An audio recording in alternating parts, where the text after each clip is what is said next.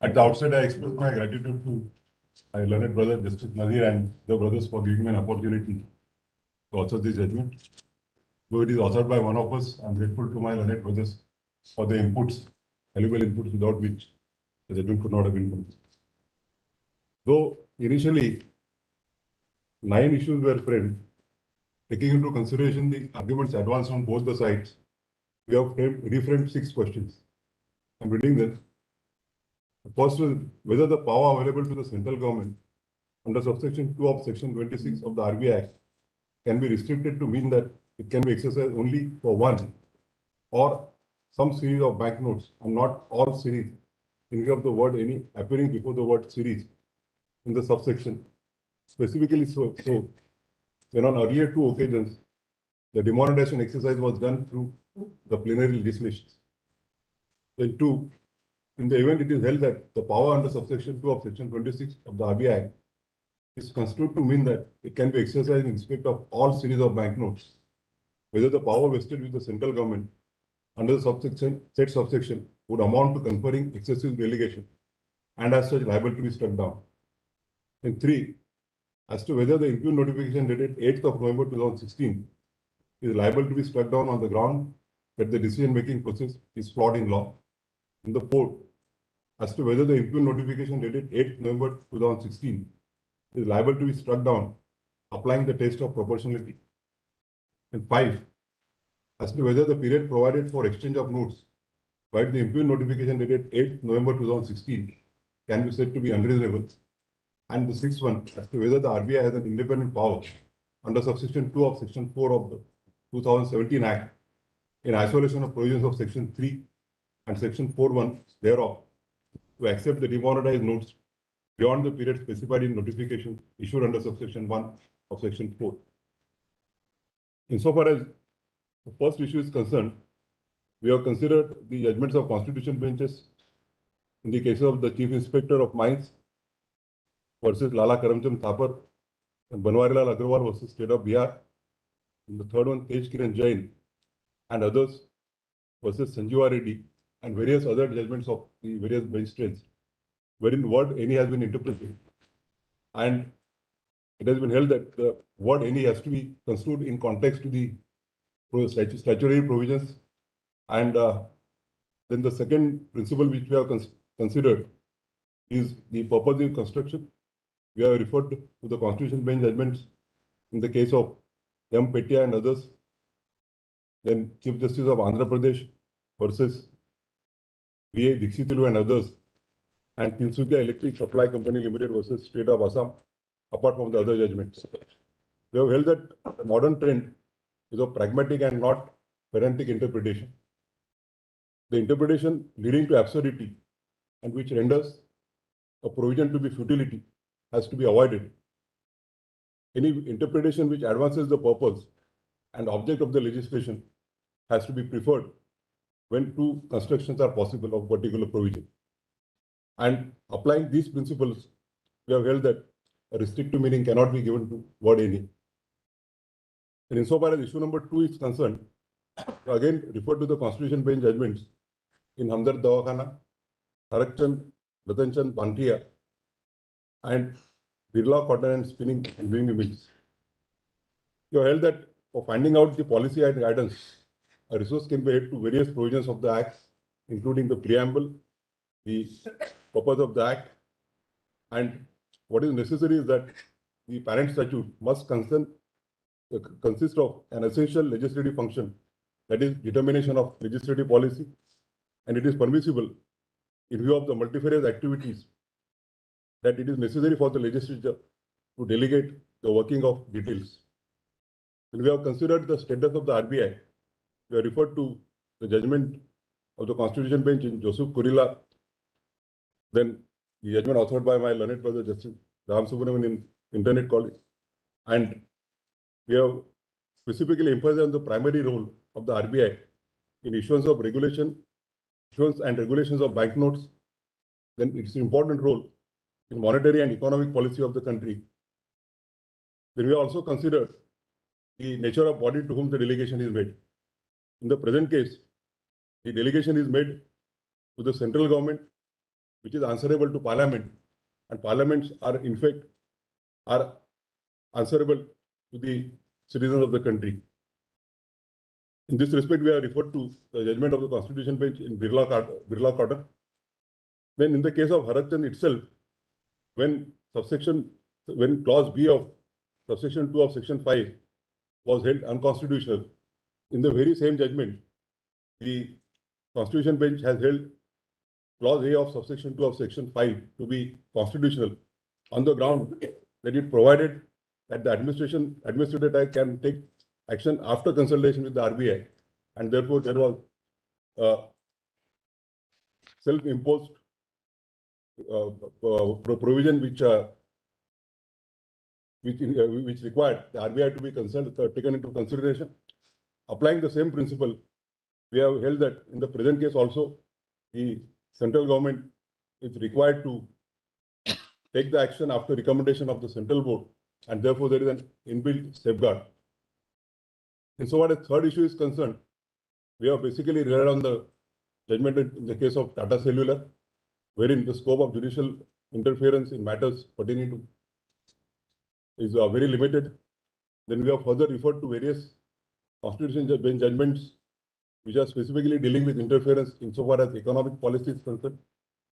The judgment in Prague Ice and Oil Mills versus Union of India rendered by 7 judges. Then R.K. Garg versus Union of India. Then Sri Sitaram Sugar Company versus Union, and which has been held that there has to be a great deal of restraint insofar as interference in the matters pertaining to economic policy is concerned. The court cannot substitute its judgment for that of the legislature or the executive. It does not supplant the feel of the experts with its own views. Then we have also scrutinized the record, and after examining the record, we have found that the judicial decision-making process cannot be flawed merely because the procedure has emanated from the central government. We have construed that the term recommendation has to be construed in the context of the statutory scheme, and what is contemplated is a consultative process. And from the record, it appears that there was a consultation between the RBI and the central government over a last period of 6 months. Then, insofar as the fourth issue is concerned, we have considered the 4-pronged test held in modern dental education. One, as to whether the action was designated for a proper purpose. We find that the 3 purposes are proper purposes, and whether there was a reasonable nexus of the measure with the purpose sought to be achieved, and we have held that there was a reasonable nexus. Then, insofar as the third test with regard to alternate measures is concerned, there cannot be any alternate measures for the action which is thought to be done by demonetization. Then the fourth one is whether there was proper relation between the importance of the purpose to be achieved and the limitations on the constitutional rights, and applying all these 4 tests, we have held that the action cannot be hit by the doctrine of proportionality. Then issue number 5, with regard to reasonableness of period is concerned, we have considered that in the 1978 Act, the period provided was only 3 days, and which was extendable by a further period of 5 days. And this has been found to be a reasonable period in the case of Jayantilal Shah by the Constitution Bench. In the present case, the period provided is 52 days, and therefore, applying the principles laid therein, it cannot be said to be an unreasonable period. Then, insofar as issue number 6 is concerned, we have held that the entire scheme of section 3 and 4 has to be considered. The powers under the provision of subsection 2 of section 4 cannot be construed in isolation, and therefore the RBI does not have an independent power. Insofar as hardship is concerned, we have referred to the judgment in the case of R.K. Garg and Sonia Bhatia, and we also considered that it is not relevant as to whether the objective achieved has objective thought has been achieved or not. So what is required is that there has to be an objective which is for the proper purposes, and there has to be a reasonable nexus with the measure and the object to be achieved. We also held that the we cannot direct the central government to exercise powers under subsection 2, and it is for the central government to exercise such a power if it finds that the exigency so arise. Accordingly, we have answered the reference as under 1. The power available to the central government under subsection 2 of section 26 of the RBI Act cannot be restricted to mean that it can be exercised only for one or some series of banknotes and not for all series of banknotes. The power can be exercised for all series of banknotes merely because on 2 earlier occasions the demonetization exercise was by plenary legislations. It cannot be held that such a power would not be available to the central government under subsection 2 of section 26 of the RBI Act. Then second, subsection 2 of section 26 of the RBI Act does not provide for excessive delegation inasmuch as there is an inbuilt safeguard that such a power has to be exercised on the recommendation of the central board. As such, subsection 2 of section 26 of the RBI Act is not liable to be struck down on the said ground. In 3, the impute notification dated 8 November 2016 does not suffer from any flaws in the decision-making process. 4, the impute notification dated 8 November 2016 satisfies the test of proportionality and as such cannot be struck down on the said ground. 5, the period provided for exchange of notes by the impute notification dated 8 November 2016 cannot be said to be unreasonable. And 6, the RBI does not possess independent power under subsection 2 of section 4 of the 2017 Act in isolation of the provisions of section 3 and 4(1) thereof to accept the demonetized notes beyond the period specified in notification issued under subsection 1, section 4 of the 2017 Act. Having answered the reference, we direct the registry to place the matter before the Honorable the Chief Justice of India for placing it before the appropriate benches. Needless to state that all other contentions are kept open to be considered by the benches before which the matter will be placed. Before parting with the judgment, we place on record our deep appreciation for the valuable assistance rendered by Sri R. Venkatramani, the learned Attorney General, Sri P. Chidambaram, Sri Shyam Diwan, and Sri Jaideep Gupta, learned Senior Counsel, and all other counsels appearing for the parties.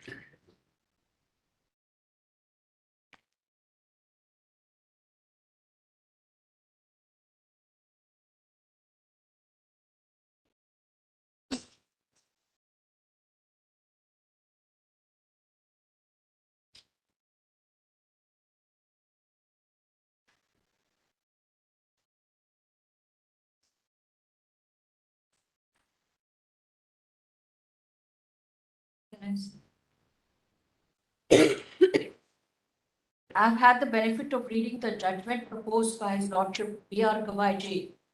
However, I wish to differ on the reasoning and conclusions arrived at in his judgment with regard to exercise of power by the central government in subsection 2 of section 26 of the Reserve Bank of India Act 1934, hereinafter referred to as the Act for the sake of brevity, by issuance of the impute notification dated 8 November 2016, hence my separate judgment.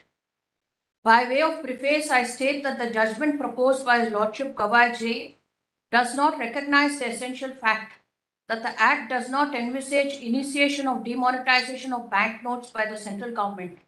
Subsection 2 of Section 26 of the Act contemplates demonetization of banknotes at the instance of the Central Board of the Reserve Bank of India, hereinafter referred to as the Act, as the bank. Hence, if demonetization is to be initiated by the central government, such power is derived from entry 36 of list 1 of the 7th schedule to the Constitution, which speaks of currency, coinage, and legal tender foreign exchange.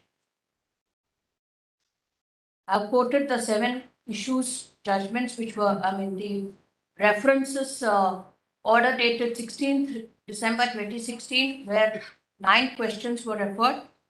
His Lordship Gawai has reframed the questions referred to this Constitution bench and culled out 6 questions, which have been answered in the erudite judgment proposed by him. My views on each of such questions, as contrasted with those of his lordships, have been expressed in a tabular form hereunder for easy reference. It is at the head, I have put that. Then I have stated about the overview regarding the importance of the Reserve Bank of India and the Reserve Bank of India Act 1934.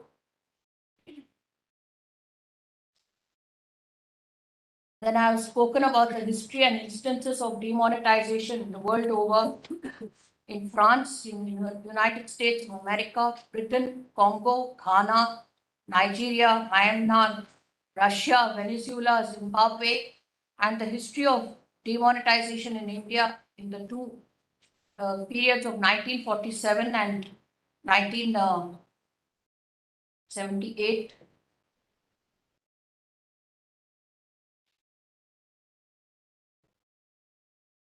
Then, while speaking about the Reserve Bank of India being the bulwark of the Indian economy, I have quoted Internet and Mobile Association of India versus RBI, wherein one of us, we, Ram Subrahmanyam J, while dealing with the regulation of cryptocurrency and virtual currency, highlighted the importance of the bank in the Indian economy.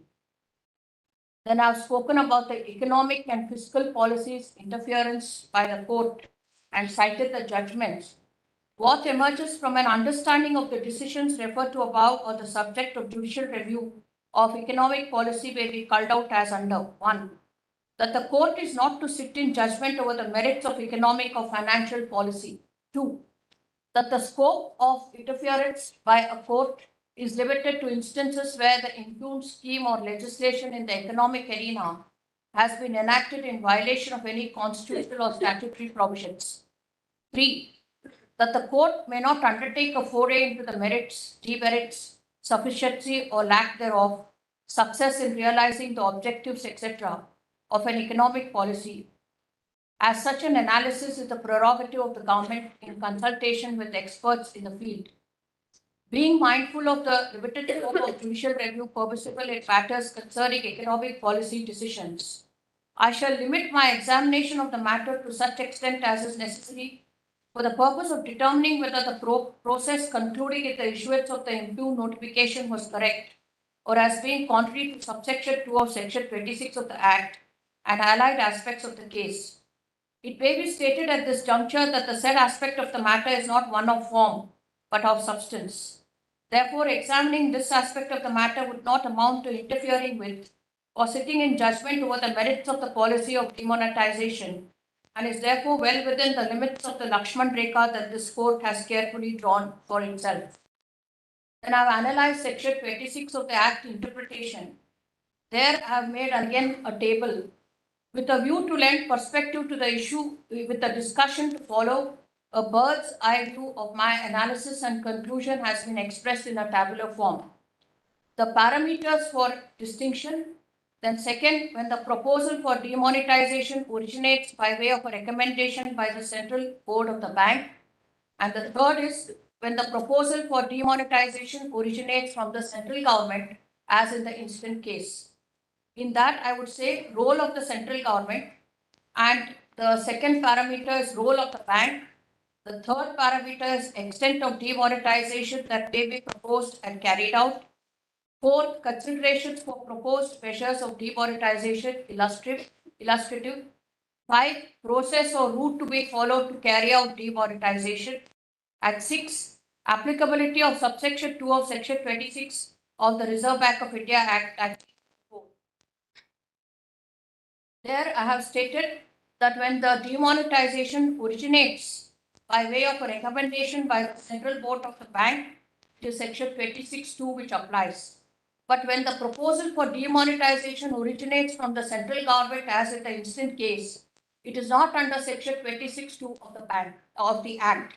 It is to be by way of a legislation. And if legislation is not the way, in the sense there is need for secrecy, then it is ordinance.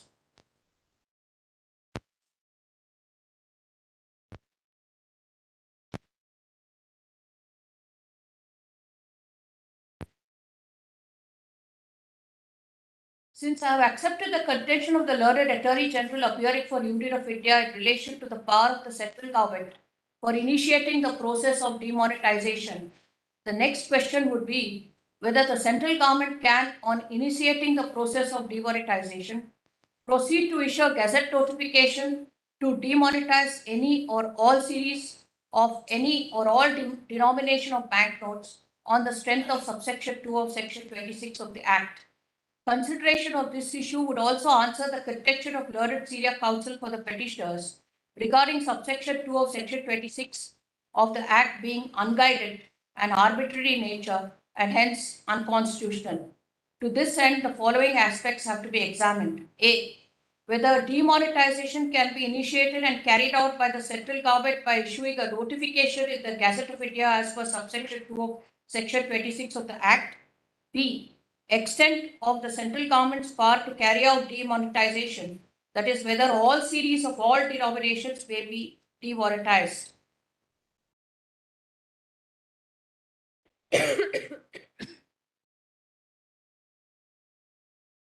As held herein before, the proposal for demonetization can emanate either from the central government or from the central board of the bank. It is, however, necessary to contrast the proposal for demonetization initiated by the central government with that initiated by the central board of the bank. When the bank recommends demonetization, it is, in my view, only for a particular series of banknotes of a particular denomination, as specified in the recommendation made under subsection 2 of section 26 of the Act. The word any in subsection 2 cannot be read to mean all. If read as specified or particular as against all, in my view, it would not suffer from arbitrariness or suffer from unguided discretion being given to the central bank of the board of the bank. On the other hand, in my view, the central government has the power to demonetize all series of banknotes of all denominations if the need for such a measure arises. It cannot be restricted to such powers in such manner as the central board of the bank is under the above provision. This is because such power is not exercised under subsection 2 of section 26 of the Act, but is exercised notwithstanding the said provision by the central government. Therefore, demonetization of banknotes at the behest of the central government is a far more serious issue, having wider ramifications on the economy and on the citizens, as compared to demonetization of banknotes of a given series of a given denomination on the recommendation of the central board of the bank by issuance of a gazette notification by the central government. Therefore, in my considered view, the powers of the central government being vast, the same have to be exercised only through a plenary legislation or a legislative process rather than by an executive act by the issuance of a notification in the Gazette of India. It is necessary that the parliament, which consists of the representatives of the people of this country, discusses the matter and thereafter approves and supports the implementation of the scheme of demonetization. The central government, as already noted, could have several compulsions for initiating demonetization of the banknotes already in circulation in the economy, and it could do so even in the absence of a recommendation as per subsection 2 of section 26 Act of the Central Board of the Bank. On its bank to demonetize the banknotes, the advice or opinion of the central bank, which has to be consulted, may not always be in support of the proposal of the central government, as in the year 1978. Central board may give a negative opinion or a concurring opinion. In either of the situations, the central government may proceed to demonetize the banknotes, but only through a legislative process, either through an ordinance followed by a legislation if the parliament is not in session, or by a plenary legislation before the parliament, and depending upon the passage of the bill as an act, carry out its proposal of demonetization. Then they have given the reasons for the same. And I have said why it should be through the legislative process. A parliament is often referred to as a nation in miniature. It is the basis for democracy. A parliament provides representation of the people of a country and makes their voices heard. Without a parliament, a democracy cannot thrive. Every democratic country needs a parliament for the smooth conduct of its governance and to give meaning to democracy in the true sense. Parliament, which is the center of our democracy, cannot be left aloof in a matter of such importance. Its views on the subject of demonetization are critical and of utmost importance. It's nobody's case that the impugned Gazette notification dated 8 November 2016 of the central government was published on the initiation of a proposal of demonetization by the Central Board of the Bank. Proposal for demonetization was initiated by the central government by a letter dated 7 November 2016, addressed by the Finance Secretary to the Governor of the Bank. The central government, having obtained the advice of the bank on its proposal, proceeded to issue the Gazette notification on the very next day, dated 8 November 2016. The same was followed by an ordinance and thereafter an enactment was passed.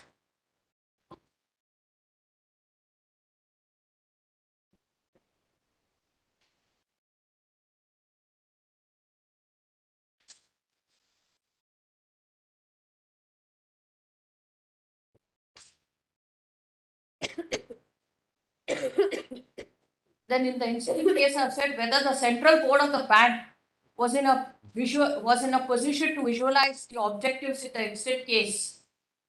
Under what circumstances the central government was consulted by the central board of the bank was consulted by the central government.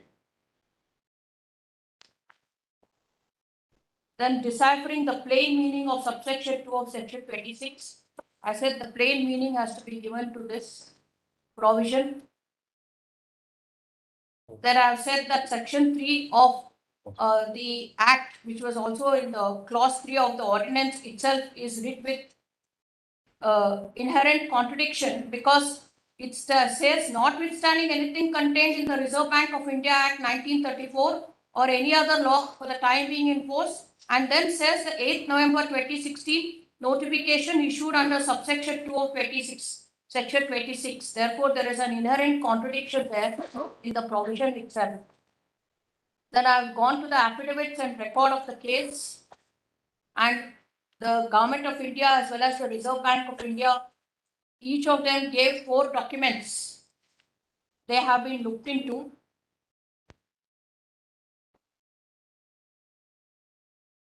And on looking into the records, I find that the use of the words or phrases such as desired by the central government had recommended the withdrawal of legal tender of existing 500 and rupees 1000 notes. Recommendation has been obtained, etc. are self-explanatory. This demonstrates that there was no independent application of mind by the bank. Neither was there any time for the bank to apply its mind in such a serious issue.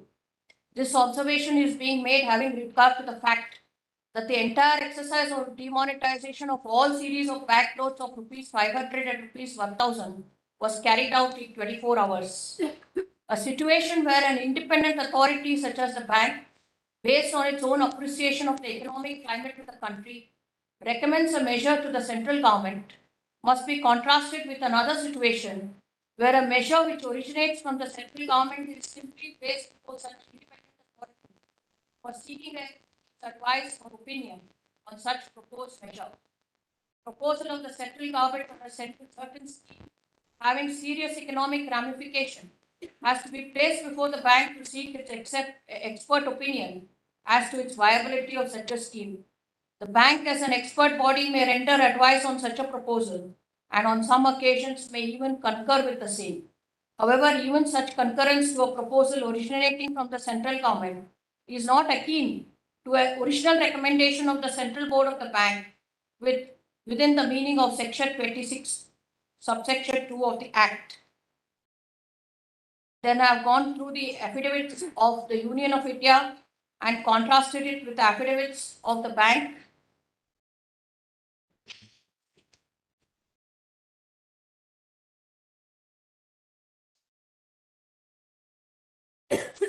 On a close reading of the notification dated 8th November 2016, in juxtaposition with the records, the following aspects emerge. One aspect of the matter which emerges with no ambiguity is that the proposal for demonetization originated from the central government by way of its letter addressed to the bank dated 7th November 2016. This aspect forms the central plank of the controversy at hand. That the recommendation did not originate from the bank under subsection 2 of section 26 of the Act, but was obtained from the bank in the form of an opinion on the proposal for demonetization submitted by the central government. Such an opinion could not be considered to be a recommendation as required by the central government in order to proceed under subsection 2 of section 26 of the Act.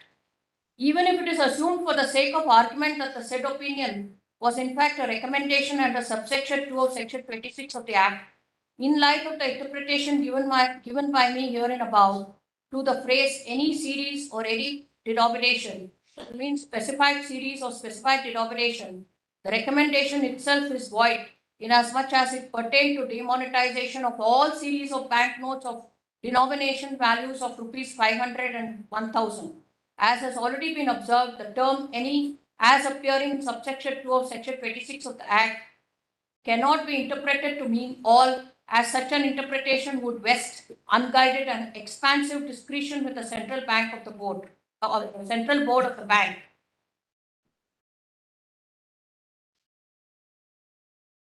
Then legal principles applicable to the case, I have said that to do a thing a particular way or not to do at all, that is Taylor versus Taylor, Nazir Ahmed versus King Emperor, and the various cases of this court on the said principle are cited.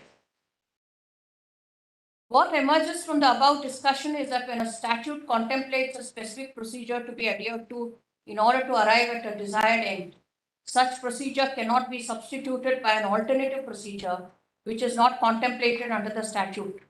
Further, if an action is to be carried out by way of issuance of a particular statutory instrument on the basis of certain requirements, such action cannot be validly carried out by issuance of an instrument when the same is not contemplated under the Act.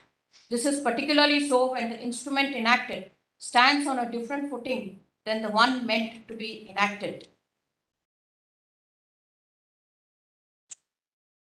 Then I have said something about the records.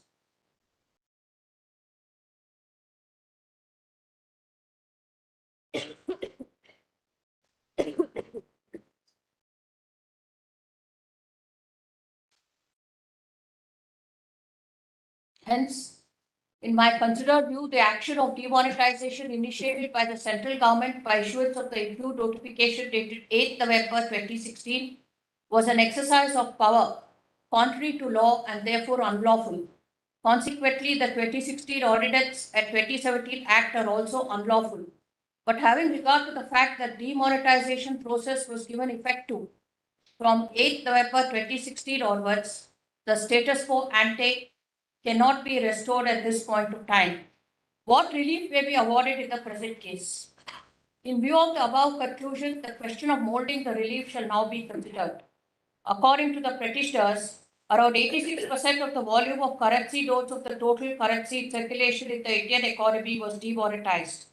They also stated that the people of India were exposed to undue hardship owing to the lack of financial resources and had to undergo not only a severe financial crunch, but were also exposed to other socio-economic and psychological hardships.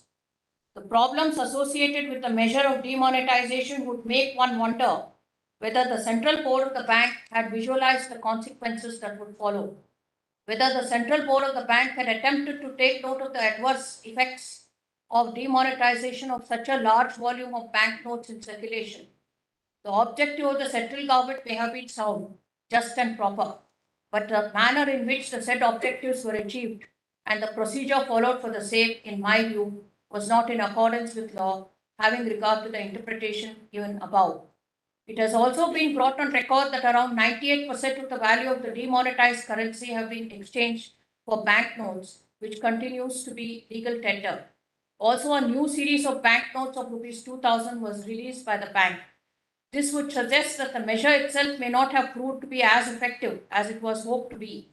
However, this court does not base its decision on the legality of legislation, where the effectiveness of such action in achieving the stated objectives. Therefore, it is clarified that any relief molded in the present case is divorce considerations of such success of the measure. Learned Attorney General, appearing on behalf of the Union of India, contended that the issues raised in these petitions have become infructuous and wholly academic, as the action of demonetization has been acted upon, and therefore the present cases are only of academic significance. It is necessary to examine the nature of relief that could be molded by the court in this matter. Thereafter, citing Bommai, Golaknath, Orissa Cement, etc.,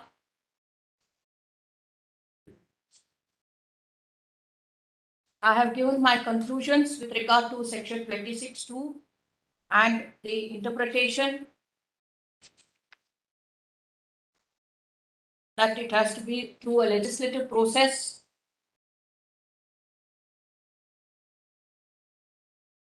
And in that summary, subpara 9, I have said the opinion of the Central Board of the Bank ought to be an independent and frank opinion after a meaningful discussion by the Central Board, which ought to be given its due weightage, having regard to the ramifications it may have on the Indian economy and the citizens of India, although it may not be binding on the central government. On receipt of a negative opinion from the Central Board of the Bank, the central government, which has initiated the demonetization process, may still intend to go ahead with the said process after weighing the pros and cons only by means of an ordinance and or parliamentary legislation, but not by issuance of the Gazette notification. In other words, the central government in such circumstances cannot resort to exercise of power under subsection 2 of section 26 of the Act by issuing a notification in the Gazette of India as if it were exercising executive powers. Even if the Central Board of the Bank concurs with the proposal of the central government, the central government would have to undertake a legislative process and not carry out the measure simply by issuing a Gazette notification. In view of the aforesaid conclusions, I am of the considered view that the impure notification dated 8th November 2016 issued under subsection 2 of section 26 of the Act is unlawful. In the circumstances, the action of demonetization of all currency notes of rupees 500 and rupees 1000 is vitiated. Further, the subsequent ordinance of 2016 and Act of 2017 incorporating the terms of the impure notification are also unlawful. However, having regard to the fact that the impure notification dated 8th November 2016 and the Act have been acted upon, the declaration of law made herein would apply prospectively and would not affect any action taken by the central government or the bank pursuant to the issuance of the notification dated 8th November 2016. This direction is being issued having regard to Article 142 of the Constitution of India. Hence, no relief is being granted to the individual matters. In view of the above conclusions, I do not think it is necessary to answer the other questions raised in the reference order. Before parting, I wish to observe that demonetization was an initiative of the central government targeted to address disparate evils plaguing the nation's economy, including practices of hoarding black money, counterfeiting, which in turn enable even greater evils, including terror funding, drug trafficking, emergence of a parallel economy, money laundering, including Hawala transactions. It is beyond the pale of doubt that such a measure, which was aimed at eliminating these depraved practices, was well intentioned. The measure is reflective of concern for the economic health and security of the country and demonstrates foresight. At no point of time has any suggestion been made that the measure was motivated by anything but the best intentions and noble objects for the betterment of the nation.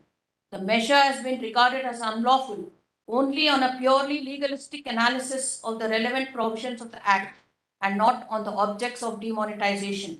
In view of the answers given by me to question number 1 of the reference order, I do not deem it necessary to answer all other questions of the reference order or even the questions reframed by His Lordship B.R. Gawai J during the course of the judgment, except to the extent discussed above.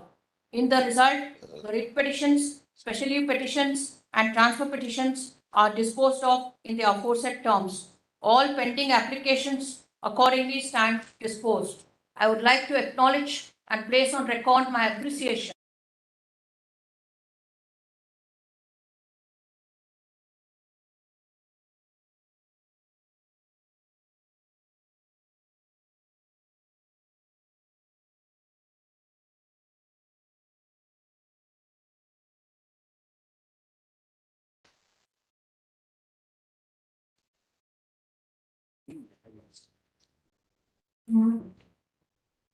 It's one typographical error, 1934 it has come, 1934 it must be.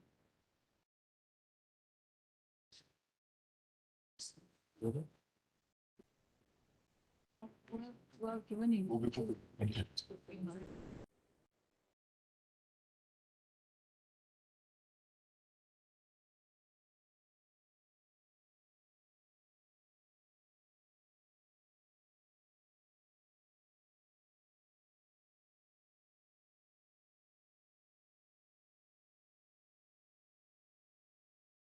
Come back, don't go now.